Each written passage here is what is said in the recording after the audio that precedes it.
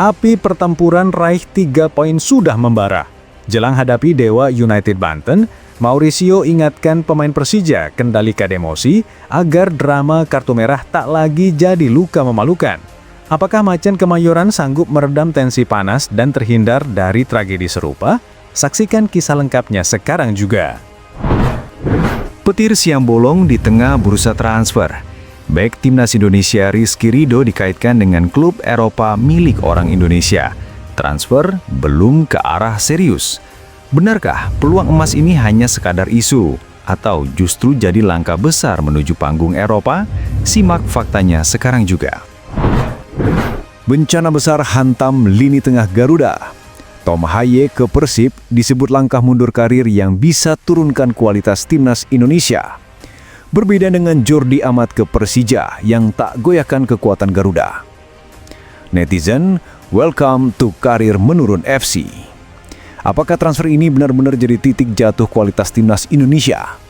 Jangan sampai kaget, tonton sampai tuntas berita lengkapnya. Eits, tunggu dulu. Sebelum kita bahas berita lengkapnya, pastikan kamu sudah subscribe, like, dan aktifkan notifikasi di channel Soccer Insight. Karena di sini berita bola terbaru selalu hidup setiap hari. Kabar mengenai Tom Haye yang dikaitkan dengan Persib Bandung menjadi salah satu isu paling hangat di dunia sepak bola Indonesia saat ini. Publik dibuat penasaran setelah akun resmi Persib menampilkan unggahan misterius dengan bendera Belanda dan Indonesia yang dianggap sebagai kode kedatangan gelandang naturalisasi tersebut. Nilai kontrak fantastis bahkan disebut-sebut sudah disiapkan dengan gaji mencapai 750 juta rupiah per bulan. Namun di balik gegap gempita rumor ini ada pertanyaan besar. Apakah langkah Haye ke Persib benar-benar langkah maju bagi karirnya dan juga untuk masa depan timnas Indonesia? Jika ditelaah lebih jauh, perekrutan Tom Haye ke Persib Bandung justru berpotensi menjadi penurunan karir sang pemain.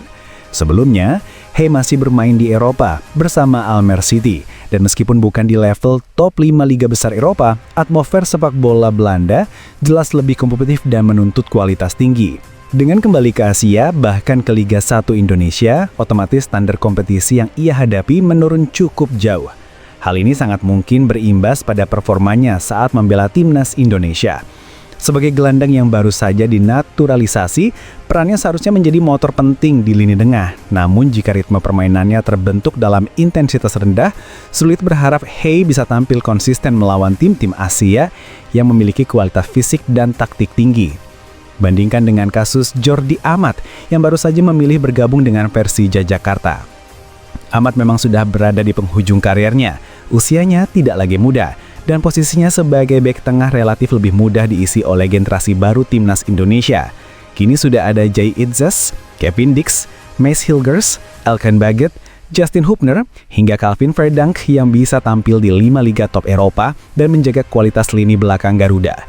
Dengan demikian, kepindahan Amat ke Liga 1 tidak menjadi masalah besar bagi kualitas skuad timnas secara keseluruhan. Kehadirannya di Persija lebih dilihat sebagai tambahan pengalaman sekaligus sosok pemimpin di ruang ganti. Sedangkan untuk Tom Haye, situasinya berbeda. Ia masih berada di usia produktif dan mestinya tetap bersaing di level Eropa demi menjaga kualitas permainan dan kontribusinya bagi timnas. Jika benar-benar memilih Persib, langkah ini lebih terkesan sebagai keputusan finansial ketimbang ambisi karir.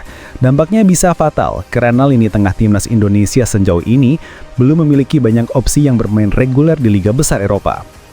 Jika Haye mengalami penurunan performa, maka kualitas permainan Garuda di level Asia bisa ikut menurun. Dengan kata lain, euforia Babotoh menyambut kedatangan Haye harus disertai kewaspadaan. Dari sisi klub, ini mungkin sebuah transfer prestisius, namun dari perspektif timnas, perekrutan Tom Haye ke Persib Bandung justru menimbulkan kekhawatiran besar. Bukannya mengangkat kualitas, justru berpotensi menggerus daya saing lini tengah Garuda. Rumor transfer kembali menghangat setelah nama bek muda andalan timnas Indonesia Rizky Ridho dikaitkan dengan beberapa klub luar negeri. Sejumlah laporan menyebutkan bahwa klub Serie A Italia Como 1907 hingga klub Liga Jepang FC Tokyo tertarik untuk memboyong pemain Persija Jakarta tersebut. Namun, hingga saat ini kabar itu masih sebatas rumor dan belum ada pembicaraan serius antara pihak klub dengan Persija. Como 1907 yang dimiliki keluarga Hartono melalui SINT Entertainment Limited disebut sebagai salah satu tim yang memantau perkembangan Ridho.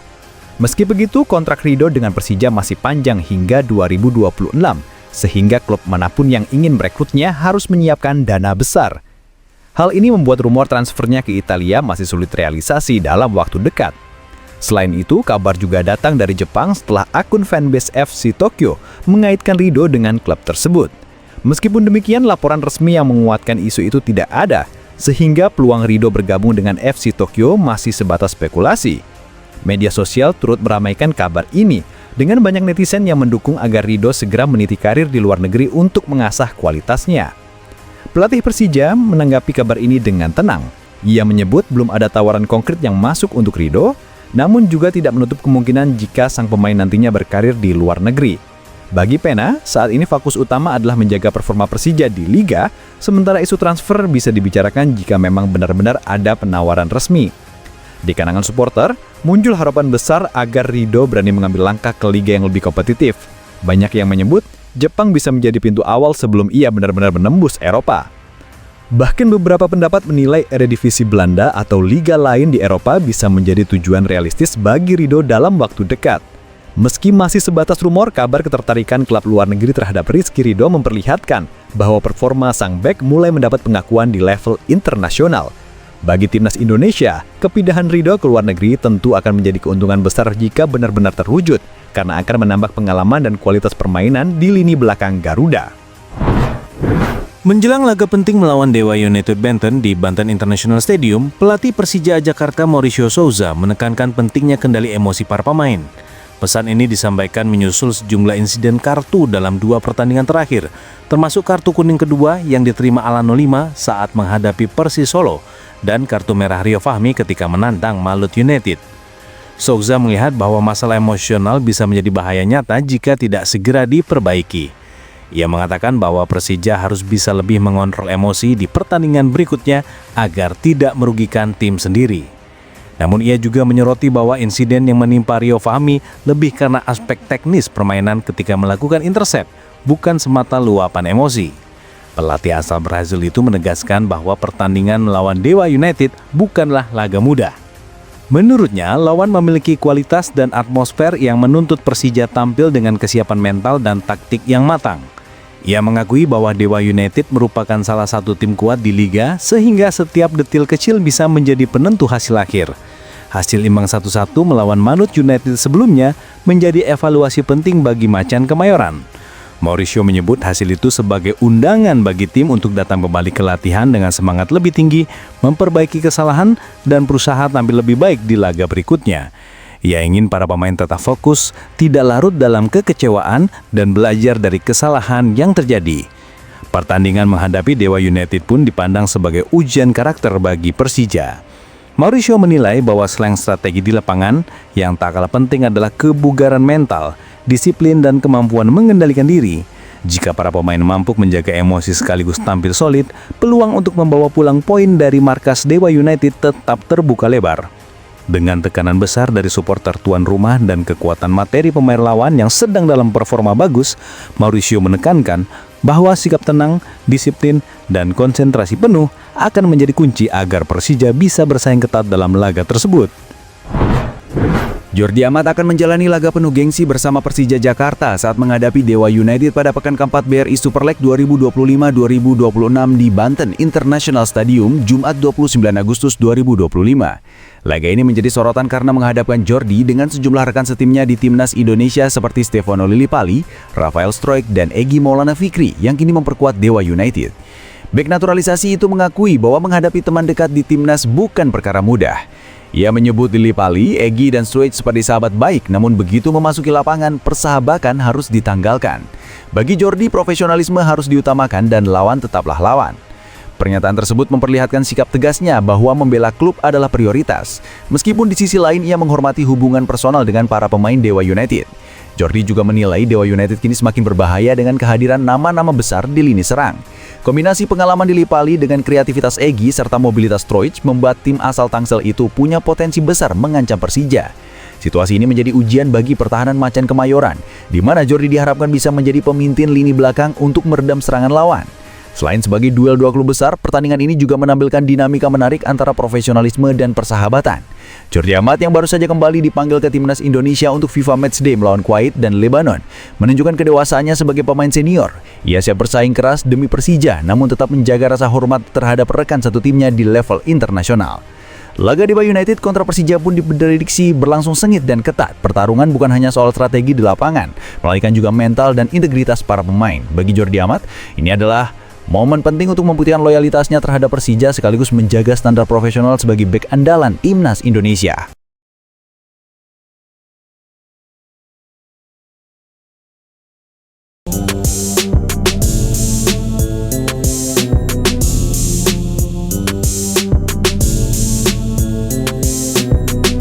Di era STY, stadion tidak pernah sepi. Dukungan datang tak hanya dari Jakarta atau Surabaya, tapi dari seluruh Indonesia. Sosok STY semakin mendapatkan tempat di hati publik saat ia mulai menunjukkan karakter pribadinya yang rendah hati dan lugas. Ia tidak segan meminta maaf jika tim tampil buruk. Ia tidak menyalahkan pemain secara publik. Ia tidak mencari alasan atau mengkambing hitamkan wasit atau kondisi cuaca. Ia pelatih yang tahu kapan harus bicara dan kapan harus menunduk serta merenungi kekalahan. Sifat ini begitu langka dan dihargai oleh supporter Indonesia yang selama ini lelah dengan pelatih yang arogan atau terlalu diplomatis. Di media sosial, STY menjadi tokoh yang sangat dihormati. Banyak akun supporter membuat ilustrasi wajahnya dengan kutipan inspiratif. Ada yang menyamakan dia dengan legenda. Ada pula yang secara terbuka menyatakan bahwa STY adalah pelatih terbaik dalam sejarah timnas. Bahkan, tak sedikit yang berharap STY mau menjadi warga negara Indonesia karena begitu cintanya mereka padanya. Di kolom komentar setiap unggahan timnas, nama STY sering muncul bersama pujian dan doa agar ia diberi umur panjang dan terus membangun tim ini. Momen saat ia menangis setelah membawa timnas U23 ke semifinal Piala Asia menjadi salah satu titik paling emosional dalam hubungan antara STY dan para pendukung. Tangisnya bukan tangis kekalahan, tapi tangis haru karena perjuangan anak-anak Garuda akhirnya mendapat pengakuan. Ia tidak hanya menang sebagai pelatih, tapi juga menang secara hati. Supporter menangis bersamanya. Stadion senyap dalam haru dan momen itu menjadi simbol bahwa STY bukan hanya sedang membangun tim, tetapi juga membangun ikatan jiwa antara pemain, pelatih, dan rakyat. Hubungan STY dengan para pemain juga menjadi alasan mengapa publik begitu mencintainya. Ia dekat secara emosional, tetapi tetap menjaga profesionalitas. Pemain-pemain muda merasa aman, percaya, dan dihargai. Ia mendengar keluh kesah mereka, membimbing, bahkan mengajak bicara secara personal jika ada masalah. Ia tidak hanya menjadi pelatih, tapi mentor. Ia tahu bagaimana membuat pemain merasa penting dalam skuad tanpa menjanjikan posisi utama. Ia juga tahu bagaimana membentuk mental juang pemain agar siap bertarung habis-habisan demi lambang Garuda di dada. Beberapa momen memperlihatkan betapa ia punya hubungan emosional dengan bangsa ini. Ia belajar bahasa Indonesia perlahan, mengucapkan kata-kata sederhana di depan media, dan berusaha memahami kultur lokal. Ia suka makan makanan Indonesia, bahkan bercanda soal pedasnya sambal atau uniknya jajanan pasar. Ia tidak menjaga jarak, ia justru mendekat dan masyarakat merasakan kehangatan itu. Ia bukan pelatih asing yang datang hanya untuk uang, tapi seseorang yang benar-benar ingin meninggalkan warisan. Mauro Zylstra kini hanya tinggal menunggu waktu untuk resmi menjadi bagian dari keluarga besar sepak bola Indonesia. Proses naturalisasi pemain muda kelahiran Belanda ini sudah memasuki tahap akhir. Semua dokumen telah diserahkan sejak pertengahan tahun lalu dan saat ini proses verifikasi serta administrasi untuk penerbitan paspor Indonesia tengah berlangsung. Zylstra sendiri menyatakan bahwa dirinya sangat siap untuk menjadi warga negara Indonesia dan membela Panji Merah Putih. Ia hanya menunggu panggilan resmi untuk terbang ke Indonesia dan bergabung dengan tim nasional. Keinginannya untuk bermain bagi Indonesia sejalan dengan rencana jangka panjang federasi, terutama di bawah kepemimpinan pelatih timnas U33, Gerald van den Burg. Pelatih berdarah Belanda tersebut telah memantau perkembangan Zijlstra secara serius dan memasukkannya ke dalam proyeksi skuad Garuda Muda.